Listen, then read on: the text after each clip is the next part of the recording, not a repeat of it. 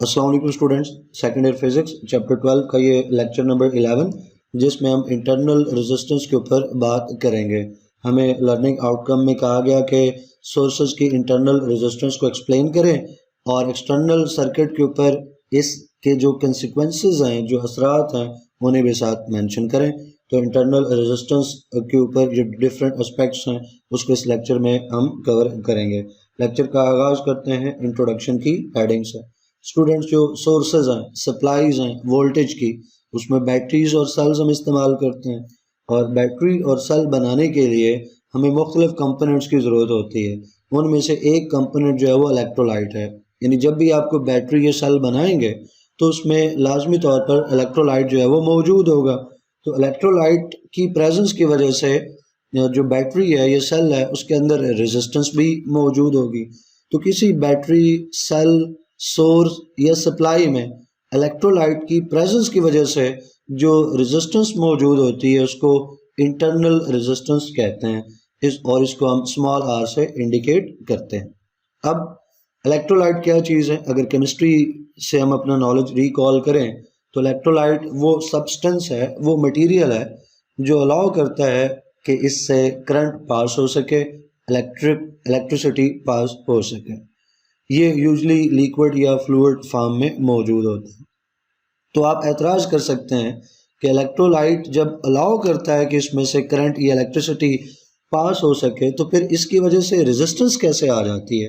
तो इसका जवाब मैं ये दूंगा कि भाई आपने और भी तो कंडक्टर्स पढ़ रखे हैं। मिसाल के तौर पे आप आयरन रॉड ले लेते हो और आयरन रॉड जो है स्टूडेंट्स, उसमें आप उससे सवाल पूछ लिया जाए कि बताइए कि आयरन रॉड जो है वो अलाउ करेगा इलेक्ट्रिसिटी का जो पास होना है? तो आप डेफिनेटली आंसर यस करेंगे कि भाई आयरन से इलेक्ट्रिसिटी गुजर जाती है। तो आयरन जो है वो कंडक्टर है इलेक्ट्रिसिटी का।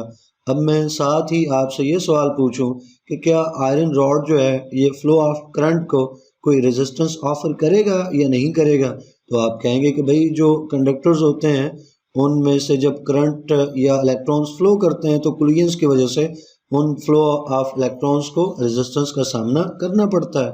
तो आयरन रॉड के लिए जब ये कंडक्टर है और रेजिस्टेंस भी ऑफर कर रहा है तो यही चीज़ आप इलेक्ट्रोलाइट के लिए भी इस्तेमाल करोगे कि अगरचे इलेक्ट्रोलाइट जो है वो कंडक्टर है इलेक्ट्रिसिटी का, लेकिन रेजिस्टेंस फ्री तो नहीं है ना। ये अलाउ करेगा कि इलेक्ट्रिसिटी पास हो लेकिन साथ ही कुछ रेजिस्टेंस भी ऑफर करेगा टू फ्लो ऑफ चार्जेस। तो इसलिए कोई भी बैटरी हो, सेल हो, उसमें चूंकि लाजमी इलेक्ट्रोलाइट होना है और इलेक्ट्रोलाइट के लाजमी होने से उस बैटरी या सेल में अंदर की तरफ उसके इनसाइड रेजिस्टेंस भी लाजमी होगी, जिसको हम इंटरनल रेजिस्टेंस का नाम देते हैं। एक सूरत मौजूद है कि आप कहें कि आपकी जो बैटरी है ये सेल है उसमें इंटरनल रेजिस्टेंस नहीं है, और वो सूरत जो है वो आइडियल है। आइडियली अगर हम बात करें तो एक जो आइडियल सप्लाई है, एक जो आइडियल सोर्स है, बैटरी है, सेल है, उसमें इंटरनल रेजिस्टेंस जो है वो ज़ीरो होती है। लेकिन हम जो सोर्सेज इस्तेमाल करते हैं, जो बैटरीज और सेल इस्तेमाल करते हैं, वो तो रियल है। कोई आइडियल बैटरी या सेल एग्जिस्ट नहीं करता है। तो अगर रियल सेल्स हैं, सप्लाईज हैं, तो उसमें लाजमी इंटरनल रेजिस्टेंस मौजूद होगी। और कोई भी रेजिस्टेंस हो स्टूडेंट्स, वहाँ से जब करंट पास करता है तो उसके अक्रॉस लाजमी लॉस ऑफ एनर्जी है। तो इंटरनल रेजिस्टेंस के अक्रॉस भी लॉस ऑफ इलेक्ट्रिक एनर्जी होगा। अब इस आइडियल और रियल वाली जो सिचुएशंस हैं, सिनेरियो है, इसको एक और अंदाज से, ज़रा टेक्निकल अंदाज से यहाँ रफ में समझते हैं। देखो, एक सर्किट जो है ना, उसमें इसका मतलब है कि एक रेजिस्टेंस हो सकती है। अगर आइडियल केस में बात करें, रियल केस में बात करें तो उसका मतलब है कि जो रेजिस्टेंस है उनका नंबर 2 होगा। अगर आइडियल केस में हम बात करें तो आइडियल केस में इंटरनल रेजिस्टेंस नहीं है। आइडियल केस में सिर्फ कैपिटल आर जो है वो मौजूद है, और कैपिटल आर जो है ये आप कह लो कि ये एक्सटर्नल रेजिस्टेंस है, या आप कह सकते हो कि ये resistance of the external circuit है। ये आइडियल सिचुएशन में सिर्फ एक्सटर्नल रेजिस्टेंस ही होती है। लेकिन जो रियल सिस्टम है या रियल केस है उसमें आपको दो रेजिस्टेंस जो है वो देखने को मिलती हैं पूरे सर्किट में। कैपिटल आर तो होगी, एक्सटर्नल सर्किट की रेजिस्टेंस तो होगी, साथ आपको स्मॉल आर भी देखने को मिलेगा। तो जो कैपिटल आर है, जैसे आपको बताया, ये एक्सटर्नल रेजिस्टेंस हो गई सर्किट की, और जो स्मॉल आर है वो इंटरनल रेजिस्टेंस हो गई सर्किट की। तो आइडियल केस में तो एक रेजिस्टेंस थी, लेकिन रियल केस में दो रेजिस्टेंस, एक इंटरनल और एक एक्सटर्नल। तो इंटरनल और एक्सटर्नल रेजिस्टेंस, इन दोनों के अक्रॉस जो है वो बैटरी का जो ईएमएफ है वो इस्तेमाल होगा। अब ये बहुत समझने वाली बात है, सारी की सारी जो मैथमेटिकल चीज़ें हैं, जो कंसेप्ट है, वो इसी बात में छुपा है जो मैं आपको अभी बताने जा रहा हूँ। बैटरी के पास जो है वो एनर्जी मौजूद है। आप कह लो कि बैटरी के अंदर केमिकल एनर्जी है जो इलेक्ट्रिकल एनर्जी में कन्वर्ट होगी और ईएमएफ की सूरत में अपेयर होगी। तो जब रियल केस में दो रेजिस्टेंस जो है वो मौजूद हैं, तो इस ईएमएफ का एक हिस्सा जो है वो कैपिटल आर के अक्रॉस जो है वो यूज़ होगा, और इस ईएमएफ का एक हिस्सा जो है वो स्मॉल आर के अक्रॉस जो है वो यूज़ होगा। इस ईएमएफ का वो पार्ट जो कैपिटल आर के अक्रॉस यूज़ होता है, हम उसको कैपिटल वी से इंडिकेट करते हैं, और इसको हम नाम देते हैं पोटेंशियल डिफरेंस का, कि एक्सटर्नल रेजिस्टेंस के अक्रॉस ईएमएफ ने एक पोटेंशियल डिफरेंस जो है वो वी की सूरत में डेवलप करवा दिया। और जो स्मॉल आर है, इसके अक्रॉस भी बैटरी की जो ईएमएफ है उसका एक पार्ट यूज़ होगा, इसको हम वी आर से इंडिकेट करते हैं, और हम इसको नाम देते हैं पोटेंशियल ड्रॉप का। पोटेंशियल डिफरेंस कहने के बजाय हम इसको पोटेंशियल ड्रॉप कहते हैं। पोटेंशियल ड्रॉप का ये जो नाम दिया, उसकी वजह ये है कि यहाँ पे लॉस ऑफ एनर्जी हो रहा है, लॉस ऑफ इलेक्ट्रिकल एनर्जी, जो कि अनरिक्वायर्ड है। हम चाहते हैं अगर कोई लॉस ऑफ एनर्जी होना है तो वो सीधा सीधा एक्सटर्नल सर्किट में हो, इंटरनल रेजिस्टेंस नहीं होनी चाहिए, लेकिन वो तो आइडियल केस है।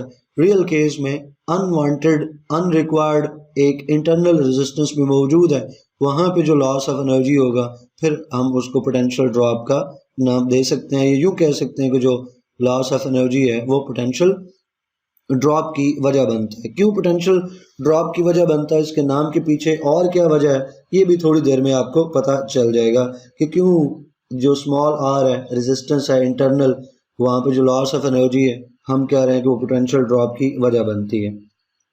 अभी आपने देखा कि जो सोर्स है उसकी ईएमएफ दो जगह पे यूज़ हो रही है। तो जिस तरह आपके पास एक नंबर है, लेट्स से 50 नंबर है, इसके आप दो हिस्से करते हैं, एक 10 एक जगह यूज़ हो गया, बाकी सब 40 यूज़ हो गया। अगर इनको आप वापस से ऐड कर दें, 10 और 40 को ऐड कर दें, तो जो आपने खर्च किया है या जो ओरिजिनल अमाउंट थी वो आपको वापस मिल जाएगी। इसी तरह ये जो ईएमएफ है बैटरी की, इसको हम 50 से रिप्रेजेंट करें, तो जो स्मॉल आर है वो इंटरनल रेजिस्टेंस की वजह से इसका एक पार्ट जो है वो इस्तेमाल हो गया, 50 में से 10 यहाँ पे कोई चीज़ यूज़ होगी, और रिमेनिंग 40 जो है वो कैपिटल आर के क्रॉस जो है वो यूज़ हो गया। तो जिस तरह 10 और 40 को ऐड करने से वापस 50 मिल सकता है, इसी तरह से जो स्मॉल आर के अक्रॉस वी आर जो है वो पोटेंशियल ड्रॉप की सूरत में डेवलप हुआ, ये और कैपिटल आर के क्रॉस जो वी डेवलप हुआ, इन दोनों वीज को ऐड करने से वापस जो ईएमएफ है वो हमें मिल जानी चाहिए। अब आप देखो कि जब आइडियल सिचुएशन हो, फॉर आइडियल सिचुएशन के लिए तो वी आर जो है हो गई नहीं। आइडियल सिचुएशन में आर जो है आप कह लो कि वो ज़ीरो है। आइडियल सिचुएशन में स्मॉल आर तो है नहीं है, ये तो ज़ीरो है। स्मॉल आर के ज़ीरो होने से जो वी आर है वो भी ज़ीरो होगा। तो आइडियल सिचुएशन में जो ईएमएफ है वो इक्वल होनी चाहिए पोटेंशियल डिफरेंस के। लेकिन रियल केस में क्या है, रियल केस में जो ईएमएफ है वो जो है वो पोटेंशियल डिफरेंस की इक्वल नहीं आ पाती है, क्योंकि ईएमएफ का एक पार्ट जो है रियल केस में वी आर में भी, वी आर को डेवलप करने में भी यूज़ हो जाता है। इस वी आर को हम दूसरी तरफ भेज सकते हैं और सब्सट्रैक्ट कर सकते हैं, दूसरी तरफ ले जाएं तो ये माइनस में हो जाएगा। तो EMF epsilon minus V R. अब आप देख लो उनके जो पोटेंशियल डिफरेंस जो है उसको इक्वल होना चाहिए था किसके, ईएमएफ के, लेकिन due to presence of internal resistance उस ईएमएफ से एक हिस्सा जो है वो माइनस हो जाता है, एक हिस्सा जो है वो निकल जाता है, और रिमेनिंग पार्ट जो है वो पोटेंशियल डिफरेंस की सूरत में अपेयर होता है। दूसरे लफ्ज़ों में हम कह सकते हैं कि जो इंटरनल रेजिस्टेंस है उसकी प्रेजेंस की वजह से जो पोटेंशियल डिफरेंस है वो हमेशा ईएमएफ से कम रहेगा। जितना पोटेंशियल डिफरेंस जो है वो डेवलप होना चाहिए उतना नहीं डेवलप हो पाता है, क्योंकि इंटरनल रेजिस्टेंस की वजह से ईएमएफ का एक हिस्सा वी आर में इस्तेमाल हो जाता है। यही पॉइंट अब आप देखें तो आपको बेहतर तौर पे समझ आएगा कि रियल सप्लाई केस में इंटरनल रेजिस्टेंस की वजह से लॉस ऑफ एनर्जी है, लॉस ऑफ एनर्जी की वजह से पोटेंशियल का एक पार्ट जो है वो कम हो रहा है, तो हम कह सकते हैं कि लॉस ऑफ एनर्जी की वजह से पोटेंशियल जितना होना चाहिए था उसका एक हिस्सा कम हो रहा है, मींस पोटेंशियल ड्रॉप हो रहा है। कितना पोटेंशियल कम हो रहा है तो उसको हम वी आर से इंडिकेट करते हैं और इसी को पोटेंशियल ड्रॉप कहते हैं। इसी वी आर की वजह से, इसी कमी की वजह से हम कहते हैं कि जो पोटेंशियल डिफरेंस है across the external resistance R वो जितना होना चाहिए उतना नहीं होता, वो हमेशा ईएमएफ से कम होता है। आइडियल केस में जो कैपिटल वी है और जो एप्सिलॉन है बराबर रहेंगे, रियल केस में जो वी है वो हमेशा स्मॉलर रहेगा एप्सिलॉन से। अब एक्सप्लेनेशन में यही चीज़ें जो हैं वो मैथमेटिकल अंदाज से देखेंगे, अगरचे उसका एक स्मॉल वर्जन मैंने आपको समझा दिया, वहीं से हम अपनी बात को कंटिन्यू करेंगे। तो आप कंसिडर करें एक लोड रेजिस्टेंस आर मौजूद है। ये जो लोड रेजिस्टेंस आर जिसको कह रहे हैं इसको आप दो नाम और दे सकते हैं। एक नाम तो अभी हमने इस्तेमाल किया, इसको आप एक्सटर्नल रेजिस्टेंस कह सकते हो। दूसरा नाम जो आप इसको दे सकते हो वो आप इसको रेजिस्टेंस ऑफ द सर्किट कह सकते हो, क्योंकि लोड जो है वो सर्किट को ही इंडिकेट कर रहा है, तो आप इसको रेजिस्टेंस ऑफ सर्किट का नाम दे सकते हो। तो हमने बैटरी के साथ जब एक लोड रेजिस्टेंस की एक्सटर्नल रेजिस्टेंस जो है वो कनेक्ट की है, तो एक करंट जो है वो उस सर्किट से या एक्सटर्नल रेजिस्टेंस आर से फ्लो होना शुरू हो गया। जैसा कि आप इस फिगर में देख सकते हैं, ये जितना जो पार्ट है ये सेल या बैटरी को इंडिकेट करता है। इसके अंदर जो स्मॉल आर है यहाँ पे, और ये जिगजैग पार्ट और स्मॉल आर ये उसकी इंटरनल रेजिस्टेंस को इंडिकेट कर रहा है। ये जो है कैपिटल आर जो है ये एक्सटर्नल रेजिस्टेंस को इंडिकेट कर रहा है। जैसे ही इस लोड रेजिस्टेंस को, एक्सटर्नल रेजिस्टेंस को सेल के साथ, बैटरी के साथ कनेक्ट किया तो एक जो है करंट इस सर्किट से फ्लो करना शुरू कर दिया। ये जो करंट आई पास कर रहा है स्टूडेंट, इस आई को जब यही करंट, यही चार्जेस जब बैटरी से गुजरेंगे, क्योंकि पूरा सर्किट में बैटरी भी तो शामिल है ना, बैटरी सर्किट से बाहर तो नहीं है, पूरे सर्किट का हिस्सा है। तो जब यही चार्जेस, करंट के चार्जेस जब इस बैटरी में से गुजरेंगे तो इंटरनल रेजिस्टेंस जो है वो, उसकी वजह से यहाँ पे पोटेंशियल ड्रॉप होगा, यहाँ पे लॉस ऑफ एनर्जी होगी, जिसकी वजह से जितना वी डेवलप होना चाहिए था अक्रॉस दी आर उतना वी डेवलप नहीं हो पाता, क्योंकि ईएमएफ का एक हिस्सा यहाँ पे यूज़ हो जाता है और रिमेनिंग पार्ट जो है वो आर के अक्रॉस वी की सूरत में अपेयर होता है, जैसे आपको थोड़ी देर पहले एक्सप्लेन किया। तो जो करंट है जब वो गुजरेगा इंटरनल रेजिस्टेंस से तो वहाँ वोल्टेज ड्रॉप होगा, लॉस ऑफ एनर्जी होगा due to presence of internal resistance R. वहाँ पे करंट का या इलेक्ट्रिकल एनर्जी का या ईएमएफ का एक हिस्सा जो है वो ज़ाया हो गया, जिसकी वजह से पोटेंशियल ड्रॉप हुआ, लॉस ऑफ एनर्जी हुआ। तो जितना वोल्टेज अवेलेबल होना चाहिए उतना नहीं होता, वो हमेशा लेस रहता है दैन दी ईएमएफ एप्सिलॉन। अब इसको रिलेशनशिप की सूरत में देखें तो अभी मैंने आपको ये रफ में समझाया कि एप्सिलॉन का एक हिस्सा जो है वो कन्वर्ट हो जाता है कैपिटल वी की सूरत में अगेंस्ट एक्सटर्नल रेजिस्टेंस आर, और इसी का एक हिस्सा जो है वो वी आर में डेवलप होता है या यूज़ होता है अगेंस्ट दी या cross the small resistance R या इंटरनल रेजिस्टेंस आर। इन्हीं दोनों को हम ऐड करेंगे तो वापस हमें एप्सिलॉन जो है वो मिल जाना चाहिए, ईएमएफ मिल जाना चाहिए, क्योंकि ईएमएफ के ये दो हिस्से हैं। तो EMF is equal to V plus V R, यहाँ से वी आर को दूसरी तरफ लाएं तो ये माइनस हो जाएगा, तो माइनस होकर ये हो जाएगा V equals to epsilon minus V R. तो ये हमारी स्टार्टिंग इक्वेशन है। तो रियल सप्लाई के लिए, रियल सोर्स के लिए फिर हम लिख सकते हैं V is equal to epsilon minus V R. यहाँ पे बता दें कि ये तीन जो टर्म्स हैं, ये फैक्टर्स हैं, ये क्या है, तो जो कैपिटल वी है ये पोटेंशियल डिफरेंस है अक्रॉस दी सर्किट या जो सर्किट की रेजिस्टेंस है उसके क्रॉस, और इसको हम ओम्स लॉ के हिसाब से लिखें तो V is equal to I R होना चाहिए। फिर जो वी आर है ये पोटेंशियल ड्रॉप है अक्रॉस द इंटरनल रेजिस्टेंस, और ये भी चूंकि पोटेंशियल ही है एक तरह का तो इसको भी V इक्वल टू आर होना चाहिए, लेकिन ये चूंकि इंटरनल रेजिस्टेंस के अक्रॉस है तो इसको V नीचे स्मॉल r लगाएंगे, और I करंट आ गया तो जैसे ऊपर कैपिटल R है यहाँ साथ स्मॉल r आ जाएगा, तो V R is equal to I small r। फिर जो एप्सिलॉन है, epsilon is the EMF of the supply. अब स्टूडेंट्स ये वैल्यूज हम पुट कर सकते हैं, ऊपर जो हमने इक्वेशन बनाई है इस इक्वेशन में V की वैल्यू पुट कर दें, V equal to I R put कर दो, और जो स्टूडेंट्स ये जो वी आर है इसको equal to I R put कर दो, तो आपके पास एक नई इक्वेशन आ जाएगी। V कैपिटल V को आई आर से रिप्लेस कर दिया, वी आर को भी आई आर से रिप्लेस कर दिया। अगले स्टेप में आप क्या करें कि वो जो आई आर है राइट हैंड साइड पे सब्सट्रैक्ट हो रहा है, ये माइनस में है, उसको दूसरी तरफ ले जाके ऐड कर दें, तो ये दूसरी तरफ ले जाके ऐड हो गया।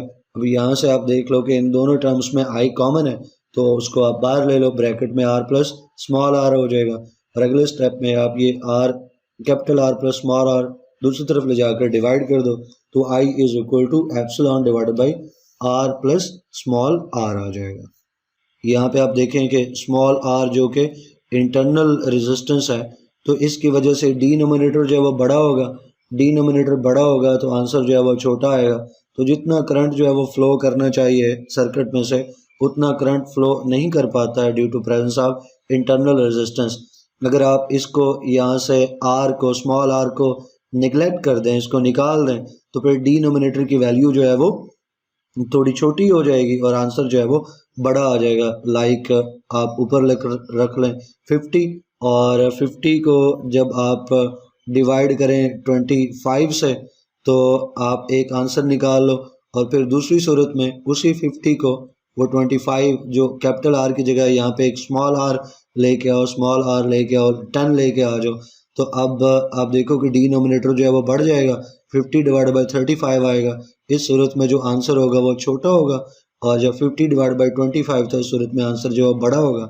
यानी बीच में स्मॉल आर आ जाने की वजह से, इंटरनल रेजिस्टेंस की प्रेजेंस की वजह से सर्किट में से जितना करंट फ्लो करना चाहिए उतना करंट फ्लो नहीं करता, क्योंकि सर्किट में जितना V डेवलप होना चाहिए उतना V डेवलप नहीं हो पाता, जिसकी वजह से जितना I जो है वो फ्लो करना चाहिए उतना I भी फ्लो नहीं कर पाता, क्योंकि I जो है वो प्रोपोर्शनल टू जो है वो V है। अगर सर्किट में से I कम हो रहा है तो इसका मतलब है कि सर्किट के क्रॉस V जो है वो कम डेवलप हुआ था। यही तो हम बात कर रहे हैं बार बार कि इंटरनल प्रेजेंस की वजह से पोटेंशियल में ड्रॉप आ जाता है, जितना पोटेंशियल डेवलप होना चाहिए इंटरनल रेजिस्टेंस की वजह से उतना पोटेंशियल डेवलप नहीं हो पाता है अक्रॉस द एक्सटर्नल रेजिस्टेंस। अब अगर आप बुक में देखें ना तो उस हिसाब से भी आप इस इक्वेशन को जो है वो चला सकते हो। बुक में उसने थोड़ी सी गड़बड़ की है, गड़बड़ उसने जो की है वो ये कि जिस रिलेशनशिप को यहाँ पे मैंने बिल्कुल आखिर में निकाला है उसने यहाँ से आगाज़ लिया है। उसने कहा है कि भाई ये रिलेशनशिप जो है वो EMF में और वोल्टेज में ये डेवलप किया जा सकता है। उसने नहीं बताया कि रिलेशनशिप ये डेवलप कैसे होता है, लेकिन मैंने आपको यहाँ पे सिखाया कि ये रिलेशनशिप जो है वो कैसे आ रहा है। तो इसको अगर बुक के हिसाब से चलाना चाहते हैं तो इस इक्वेशन से आप आगाज़ लें और इसको रिवर्स ऑर्डर में लेके जाएं। रिवर्स ऑर्डर में कैसे ले जा सकते हो, ये देखो उसी इक्वेशन को मैं दोबारा लिख रहा हूँ। एप्सिलॉन लिखा, आर प्लस स्मॉल आर लिखा, अब इसको इधर ला के मैं मल्टीप्लाई कर दूंगा तो आई के साथ ये आर प्लस स्मॉल आर जो वाला फैक्टर मल्टीप्लाई हो जाएगा इक्वल टू एप्सिलॉन आ जाएगा। देन आप इनको मल्टीप्लाई कर लें आई को अंदर, तो आई इंटू कैपिटल आर और फिर plus I into small R is equal to epsilon. और फिर आप क्या कर लो कि ये स्मॉल आर को ये जो कैप आई और स्मॉल आर है इसको दूसरी तरफ लेके जाओ, तो यहाँ capital R is equal to ये पार्ट दूसरी तरफ आ जाएगा epsilon minus I into small R ये आ जाएगा, और I R is equal to V है तो इसकी जगह आ जाएगा V is equal to epsilon minus I R. तो ये बुक में उसने एंड के ऊपर जो है वो नतीजा निकाला, लास्ट के ऊपर हमने ये अपनी बात का आगाज़ यहाँ से किया था। अब जो आई आर है इस जो आर स्मॉल है उसके साथ जो आई है इसको आप वी आर से जो है वो रिप्लेस कर सकते हो, जो कि आपकी बुक में शो नहीं किया गया लेकिन मैंने आपको सिखाया, आप इसको रिप्लेस कर सकते हो। तो आपकी बुक में उसने इस आई और स्मॉल आर को पोटेंशियल ड्रॉप कहा है, हमने इसके लिए एक सिंबल यूज़ कर लिया वी आर। तो आई आर को पोटेंशियल ड्रॉप बोलो या वी आर को पोटेंशियल ड्रॉप बोलो, बात तो एक ही है कि उसी आई आर को हम वी आर से रिप्लेस कर रहे हैं। तो ये जो बुक में जिससे आगाज़ लिया, हम उसको रिवर्स ऑर्डर में चलाकर ये इक्वेशन जो है वो बना सकते हैं, या फिर इसी इक्वेशन से हम आगाज़ लेकर ये इक्वेशन जो है बना सकते हैं। इससे कोई फ़र्क नहीं पड़ता कि आप कहाँ से स्टार्ट लें, जिससे आप जिस अंदाज से आपको डेरिवेशन आसान लगे उस अंदाज से आप इसको आगे चला लें। मैंने जो आपको सिखाया है ये ज़्यादा आसान है क्योंकि इसमें समझ आती है कि एप्सिलॉन का एक पार्ट जो है वो वी में, तो एक पार्ट वी आर में कन्वर्ट हुआ। इन दोनों को ऐड कर लेंगे हम और यहाँ से हमारी जो डेरिवेशन है वो चलती चलती यहाँ तक आ जाती है। तो कंसेप्चुअली इसमें एक सीक्वेंस में मालूम होती है, ये ज़्यादा आसान है, लेकिन मर्जी आपकी, इसको जैसा आप डेरिवेशन को समझना चाहें। अब हम दो और एस्पेक्ट्स को बीच में लेके आते हैं। जब सर्किट ओपन है उस वक़्त क्या रिलेशनशिप आएगा एप्सिलॉन में और वी में, और जब सर्किट क्लोज है उस वक़्त क्या रिलेशनशिप आएगा, इसकी भी हम बात कर सकते हैं। जब सर्किट ओपन है, सर्किट ओपन करने का मतलब है no current is flowing. Circuit open होने का मतलब है कि वो जो स्विच है ना, देखो स्विच मैं यहाँ पे आपको बता दूँ, ये एक वायर है, इसके एंड एक और वायर है, यहाँ पे हम एक स्विच जो है वो लगा सकते हैं। अगर स्विच इस सूरत में मौजूद है तो हम कहते हैं कि ये ओपन है ना, खुला हुआ है। जब ओपन है तो सर्किट जो है वो ब्रेक हुआ है, या आप कह सकते हो कि नो करंट फ्लोज। तो जब हम कहते हैं कि सर्किट ओपन है तो उसका मतलब है कि स्विच ऑफ कर रखा है, ये वाली कंडीशन है। इस सूरत में सर्किट जो है वो ब्रेक होता है, कोई करंट फ्लो नहीं करता है। जब कोई करंट फ्लो नहीं करता है तो आई की वैल्यू तो ज़ीरो हो जाएगी। तो उसी इक्वेशन जो थोड़ी देर पहले हमने ऊपर इक्वेशन बनाई है, ये हमने इस्तेमाल की इक्वेशन, इसमें आई की वैल्यू ज़ीरो पुट करो तो ये जो पूरी टर्म है आई आर वाली ये ज़ीरो हो जाएगी। अगर ये टर्म ज़ीरो हो जाती है तो V is equal to epsilon E है। यहाँ पे आपको एक बहुत खूबसूरत कंसेप्ट जो है वो सीखने को मिला कि रियल सिस्टम में भी जब सर्किट ओपन होता है, जब करंट फ्लो नहीं कर रहा होता, उस वक़्त जो पोटेंशियल डिफरेंस है वो एप्सिलॉन के इक्वल होता है, क्योंकि करंट फ्लो ही नहीं कर रहा, कोई एनर्जी लॉस ही नहीं आ रहा, कोई पोटेंशियल ड्रॉप ही नहीं आ रहा। तो फिर जो EMF है वो इक्वल होगी पोटेंशियल के, या आप कह लो कि जो पोटेंशियल डिफरेंस है वो इक्वल होगा एप्सिलॉन के। यहाँ पे एक और चीज़ भी आपको मैं बता दूं कि जब हम EMF मेजर करते हैं ना, तो EMF मेजर करने के लिए हमें जो कंडीशन सेट करना होती है वो कंडीशन हम सेट करते हैं सर्किट ओपन वाली। जब भी EMF मेजर करनी है तो सर्किट को ओपन करके हम EMF मेजर करते हैं, क्योंकि उस सूरत में असल में हम जो मेजर कर रहे होते हैं वो पोटेंशियल डिफरेंस होता है, और वो जो पोटेंशियल डिफरेंस होता है वो EMF के चूँकि इक्वल होता है, मेजर हम पोटेंशियल डिफरेंस करते हैं, मिल हमें क्या जाता है EMF मिल जाता है। हम निकालना चाहते हैं EMF, मेजर हम पोटेंशियल डिफरेंस को करते हैं जो कि EMF के इक्वल होता है। तो जो वैल्यू पोटेंशियल डिफरेंस की होती है वही वैल्यू जो है वो EMF की होती है इन केस ऑफ जब सर्किट जो है वो ओपन है। तो आपसे ये पूछा जा सकता है कि EMF जब आपको मेजर करनी है तो उस वक्त सर्किट ओपन होना चाहिए या क्लोज, तो सर्किट जो है वो ओपन होना चाहिए। सिर्फ इसी सूरत में जो है वो करंट फ्लो नहीं करता और जो पोटेंशियल डिफरेंस है वो EMF के इक्वल होता है। तो असल में आप पोटेंशियल डिफरेंस मेजर करते हैं वोल्ट मीटर की मदद से, लेकिन हकीकत में वो किसके इक्वल होता है, EMF के इक्वल होता है। तो आपके पास EMF की वैल्यू आ जाती है। जब हम सर्किट क्लोज करते हैं, जब आप सर्किट क्लोज करेंगे तो करंट फ्लो करेगा तो वो जो इंटरनल रेजिस्टेंस है, इंटरनल रेजिस्टेंस की वजह से पोटेंशियल ड्रॉप होगा ड्यू टू एनर्जी लॉस।